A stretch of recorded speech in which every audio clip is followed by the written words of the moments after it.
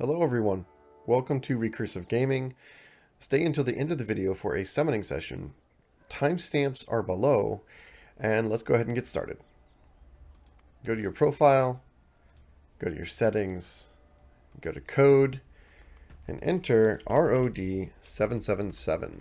I already did this when I started this account, but I recommend using this code for a free ×10 summon on every reroll to make sure you have optimal chances to get the character that you want. Once again, that is code ROD777 for a free ×10 summon. Tip number 2, only build 5 characters. About the middle of day 2, you will unlock the Resonance Crystal, which allows you to place units that are automatically leveled up to the lowest level of your 5th character. Because of this, I recommend only putting your resources into 5 characters, keeping your average level the same to capitalize on the free levels that the Resonance Crystal will provide. You can see the units that I've chosen here to get my free levels. Rather than leveling all 5 characters at the same pace, however, I recommend leveling 1 or 2 of your team up to the next level power spike first, deciding who to choose for that level bump first by looking at each character in your team and identifying who gets the biggest upgrade at that next level threshold. Then, after giving your key units their power spike, gradually raise the rest of your units at the same pace to take advantage of the resources that the Resonance Crystal provides.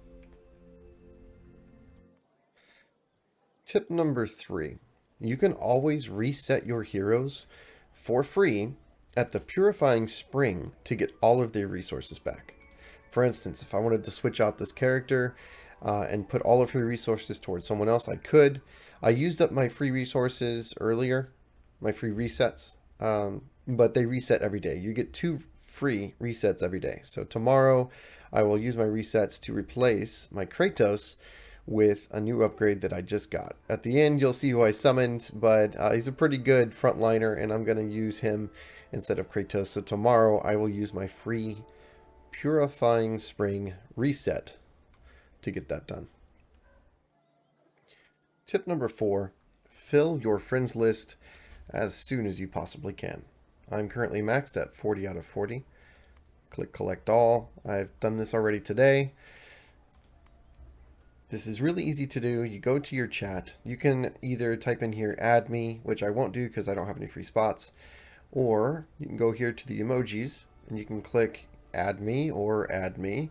Either one of these will send a request that you can see this guy did, and people will add you. And it becomes really easy. You can scroll up to see everyone who wants to be added. Filling out your friends list is actually really important, and it has a lot of benefits. First, I can go here and I can request a merc. If I request a merc, all of these ones are being rented out. The gray ones are being rented out to other players. But let's say I want a nice tank. This guy's level 100. And he's a nice rarity. 26,000 power is huge. So he's helping somebody else on a mission. But this one is available at only 3,000 power less. I can request to use him. There's limited uses, but still, it can really get you past that very difficult spot that you're stuck at in either the campaign or the Tower of Challenge. So this can really help you. And the friends list will help you have access to some really nice high-powered characters to get you unstuck if you're on a really difficult part of the campaign or whatever. Over here, wait, hold on. Tree of Prophecy and the Bond. These are passive benefits that you get for certain characters and certain factions. They're normally based on your characters that you've leveled up, but you can actually even use your friends. See here, I'm Recursive G, so this is my character I'm using, but these other characters are actually from my friends. And because of their help and the characters they have on their account, I'm getting this benefit right here. So on and so forth. I've got me here, and then my 2 other friends are helping to give me these benefits. So filling out your friends list as soon as possible will help start building up your passive bonuses in the Bond in the Tree of Prophecy. Tip number 5. Here in the Events tab, you're going to have some recruit training missions. Over here, I've already done them, but you can see that you send friendship points. This is another reason why you want to boost your friend list as soon as possible, because it will help you complete these missions here where you send friendship points. Down here, when you share, it means sharing on social media, Facebook specifically. When you click on it, it will come up with a Facebook icon in the top right corner. All you have to do is click that Facebook icon. It will try to reroute you to Facebook to share, but you don't actually have to share. Just clicking that Facebook icon is enough to get you credit for this. So you can go, click the icon, come back, click the icon. You don't ever actually have to share, and you'll be able to finish this mission. You should complete the enhance missions. Let's see, day 2.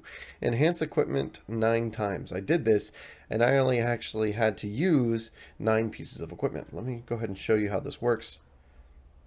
Let's go to hero. I'll enhance the weapon on my main. I'm not actually going to get a level out of it because I'm saving all of my enhanced equipment. I'm using all of these as resources for enhancement, and I'm saving as much as I can for when I start getting red equipment, which is when I really want to start enhancing stuff. Up until then, everything I enhance is just going to get replaced. So for that enhance mission in your events, for the recruit missions, you just enhance once, one more, just like that, until you fulfill all 9. And the reason you do that is because if I fill it up as much as I possibly can, right? This only counts as 1 enhance. I used all these resources, and it only counts as 1 enhance for that recruit mission. So do them 1 at a time to get an easy completion on that event recruit missions. Tip number 6. When ranking up your heroes at the Sacred Hall, do not sacrifice duplicates of the heroes you may want at endgame. These units are actually useful for me at endgame. I don't want to sacrifice any of these units, right? The only unit I don't care about is Roxanne. So I can sacrifice her, but the rest of these I care about too much, and I'm not willing to sacrifice those duplicates. So I have to wait. While I could create a much more powerful unit right now, it would mean sacrificing something I actually really need. So I have to wait. I recommend hanging on to good characters and not sacrificing them to rank up something else, because duplicates are actually time consuming to get in this game and very valuable. Tip number 7, be careful when leveling your high damage carry much farther than the rest of your team, because you will come up against several enemy types that target your highest attacker. For instance, Gar, at the start of the fight, rushes to the enemy with the highest attack at the start of the battle, and then becomes immune to all damage for 4 seconds. That is extremely frustrating, and you're going to go up against enemy teams that have more than 1 Gar. Or they're going to have a combination of Gar and Sarkasson, who also, here if I can click on it, blinks behind the highest attack enemy and strikes them 3 times. Target does not gain rage for 6 seconds, totally making your highest damage carry absolutely useless in that battle. If I had spent all of my resources on my Jessica and made her level 121 to get that power spike, and then the rest of my units had suffered and were still at level 81 at that power spike instead of leveling them up to keep them relevant, then I'll show you an example of what happens. You fight against an enemy Gar or an enemy Sarkasson, and they completely lock down your highest damage carry. Really quick, I want to mention this power difference, 78k versus 122k. Guys, I am fighting way below enemy power level, and I'm being successful. You have to rotate your characters in different configurations and use different strategies, and you can push your way even if you're severely underpowered. You can make progress in the game. You don't have to wait a week on, AFK rewards in order to power up your characters to progress. Now, I'm at that point because the power difference is just too huge right now. But I have managed to win many fights where I was underpowered. So, for all those people that say power rating is everything, it's really not. You can make clever use of your team configuration and beat enemy teams. Alright, so watch this Gar. Boom. Goes on my Jessica. And just makes her completely useless. She's focusing all of her damage on him. And she's almost dead. If I didn't have a good healing team with automatic heals on low health targets, then Jessica would have died already. Right? And he was immune to most of that damage. So here he is, full health. He's full health already. And here's my Jessica. She did do her ultimate on the enemy team. But yeah, I'm not going to win. There's no chance. So, be careful when putting all of your resources into one character. because certain units such as Gar and Sarkassin, the skeleton rogue, can really lock down your high damage carry and make all of those resources useless. Try to keep your team relevant and not fall into that trap, because you will. Oh my god, here it comes, floor 97, double Gar. Now we can't do this, we can only use one hero of each type, right? But the enemy can use double. So you're going to go up against these double Gar teams, and I'm telling you, they are a real pain to deal with. They really lock down your high damage carries. So you have to be clever, and you have to really think of interesting ways to counter this kind of stuff. But yeah, be careful when you're leveling your high damage carry, and don't rely on it too much, because Gar will absolutely shut that down. Tip number 8. Let's say you did your first Dragon's Den, you just started the game. You just finished the dragon, your character's about level 21 or so, and you're stuck in the campaign. You can't really progress in the campaign, you need to level up your characters, but you ran out of resources. At this point, because you finished Dragon's Den, you could use those hard-earned Dragon's Den rewards right here to push your characters. You could use this character XP or maybe the Mystic Dust and push your characters. Right? Because if you aren't pushed in as far in the campaign as you can possibly go, and because in the beginning you progress so fast, you'll get much more rewards if you wait to use those resources until you've progressed further in the campaign. I actually recommend saving those resources, those consumables from Dragon's Den, until you have gotten stuck at the end of Chapter 4 on the Hydra. Pretty much everyone gets stuck at the end of Chapter 4 on the Hydra. At that point, I recommend using your consumables from the Dragon Den, leveling up your characters, and getting past that really difficult fight. That's the first time you really need to level up your characters, so save your consumables until you get to that point. They'll do a lot more for you. You'll get a lot more from them because the AFK rewards will be so much higher. These right here are what calculate that, and if you're further in the campaign, you'll get more from those consumables. Alright, so here's an example of my Chapter 4 fight against the Hydra, where I was stuck, but then I used my Dragon's Den consumables to level up my characters to 41, which is the level power spike for many of the characters that you see. Jessica gains her bubble, Solero gets her attack speed bonus, Bodwick gets his self-heal, Roxanne gets her actual heal that's somewhat reliable, although it doesn't really help that much in this fight, as you'll see. And then Farron. I didn't bother to get Farron to 41 because I didn't have the Mystic Dust, and it didn't really make that much of a difference. He doesn't really gain much at 41. His skill 3 is pretty bad until he gets to very, very high level. There, I already lost my Jessica and my Farron. Not even halfway through the fight yet. So against the Hydra, if you don't have a healer, self-sustain heroes are absolutely critical. Roxanne, the dancer, doesn't really do the job of a healer, but she can help keep your melee units alive, maybe, if she times her abilities well. This fight is where it becomes apparent that the normal rating heroes can't keep up. Not being able to rank them up and increase their power rating and stats makes them feel very squishy in this fight, which is why I'm using Roxanne instead of Wharton and Farron instead of Rokaka. As you saw, however, it didn't really matter. I ended up losing my Farron and Jessica halfway through anyways. Look at those stats. Solero and Bodwick carried this fight, but Solero had literally 5 times the damage as my Bodwick. So the Solero that you get at day 2 will be critical for this fight. Tip number 10. What to use your resources on at the Dwarf Caravan. Here in the first section, the daily section, I only recommend buying this first item in the top left here. It costs gold, and until you're a little bit further in the game, it may be more gold than you want to spend because you do need gold to rank up your characters. But if you got a lot extra like I do, I recommend getting this Mystic Dust. Don't spend your gems or your gold. As you can see, it's quite expensive. I can only afford 2 of these. These aren't going to help me much, and the gems are just too precious because you need duplicate heroes. Don't spend your gems or your gold on these items. Just get the Mystic Dust.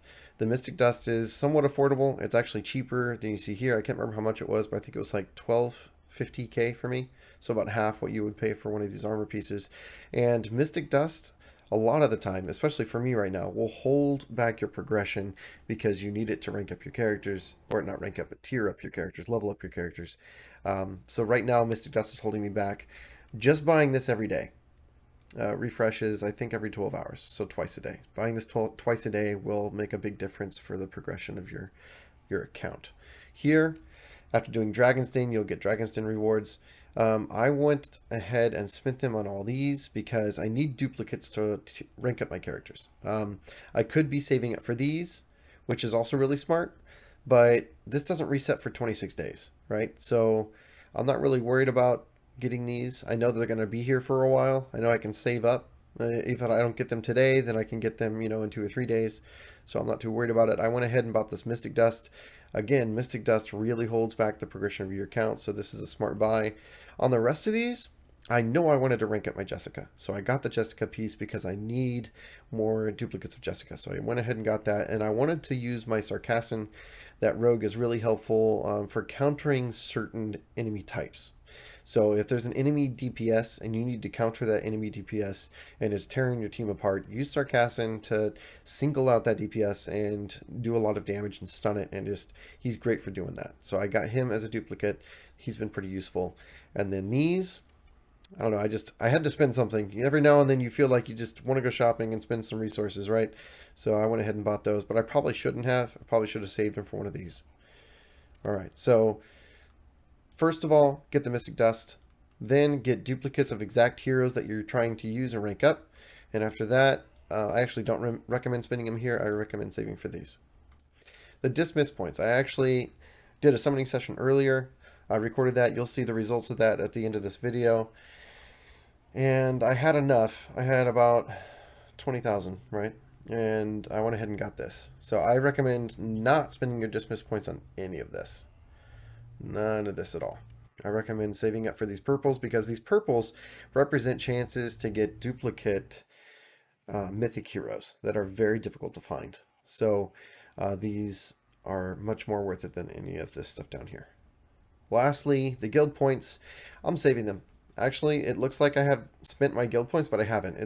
They just take a while to accumulate, which is kind of the point that I'm trying to make. It takes a while to accumulate enough guild points to be useful.